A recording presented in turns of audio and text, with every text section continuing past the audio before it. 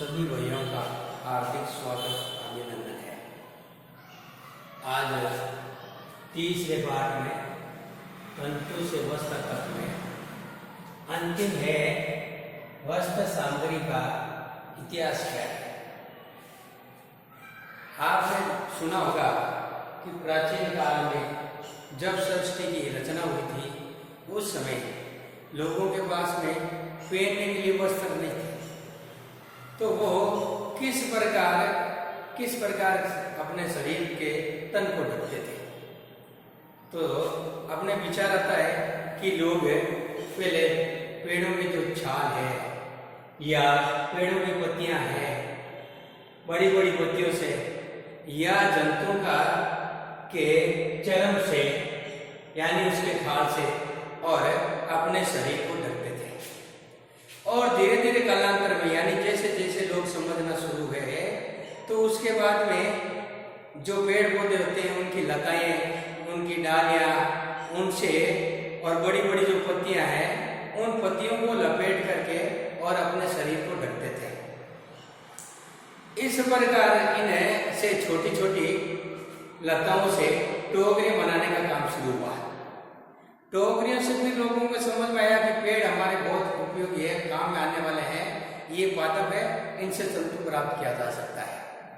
तो गंगा नदी के किनारे एक पादप जो फ्लेक्स था वो उसको बोया गया और वहां उसी यही मिस्र में भी गंगा नदी के पास में एक फ्लेक्स के अलावा जो जूट होता है उसका पादप लगाया जिसको अपन पटसन कहते हैं, जूट। अभी अपने पढ़ा था, पहले भी पढ़ा है, ये जूट है जो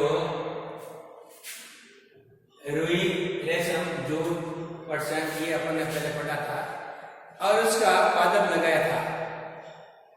और उस पादप लगाने से और लोगों के मन में विचार आया कि इससे धागा प्राप्त किया जा सकता है। फिर उससे धागा प्राप्त किया और उसके बाद में एक सुई का आविष्कार हुआ। सुई का आविष्कार होने से धीरे धीरे उस धागों से सुई में डाल करके और सिलाई करनी प्रारंभ की और विभिन्न प्रकार के आप कपड़े पहनते हैं सिलाई के, और उसका धीरे धीरे आविष्कार होता गया। इसी प्रकार जैसे साफा है, ये धोती है, ये बड़े बड़े जैसे लुंगी है, ये बड़े होते हैं जिनको बिना सिलाई ही उसका उपयोग होता है।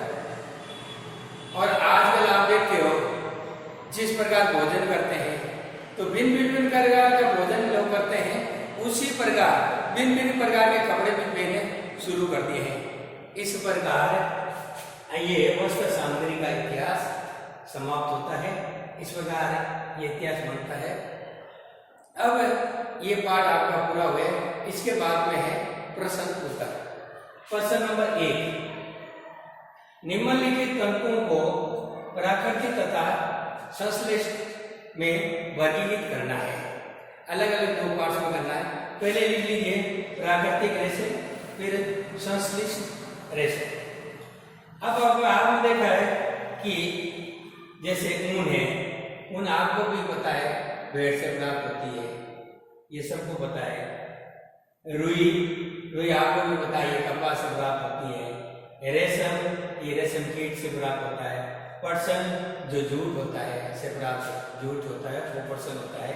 और फिर संश्लेषित रेशे में पॉलिस्टर और नायलॉन, ये जिनको बनाया जाता है, मशीनों द्वारा बनाया जाता है, पॉलिस्टर के कपड़े, नायलॉन के, इसलिए इसको संश्लेषित रेशे कहते हैं। अब प्रश्न नंबर 2, सत्य अथवा असत्य का उल्लेख कीजिए। प्रश्न नंबर 1, तंतुओं से धागा बनता है। ये तंतुओं से बनता है धागा, ये सत्य है। दूसरा, कताई वस्त्र निर्माण की एक प्रक्रिया है जो आपके कताई तकवे से अपने कताई की थी, वो उसका निर्माण एक प्रक्रिया है, ये भी सत्य है। तीसरा, जूट नारियल का बाहरी आवरण होता है, ये असत्य है। चौथा, रुई से भिगोने बीज हटाने की प्रक्रिया को ओढ़ना कहते हैं, ये सत्य है। अड़े, धागों की बुनाई से वस्त्र का एक टुकड़ा बनता है, ये सत्य है। अब इसके बाद में रेशम तंतु किसी पादप के तने से प्राप्त होता है, ये असत्य है। और पॉलिएस्टर एक प्राकृतिक तंतु है, असत्य है। इस प्रकार ये 2 प्रश्न आपको गृह कार्य में करना है। तीसरा, चौथा, 5वां कल आपको करवाया जाएगा। धन्यवाद।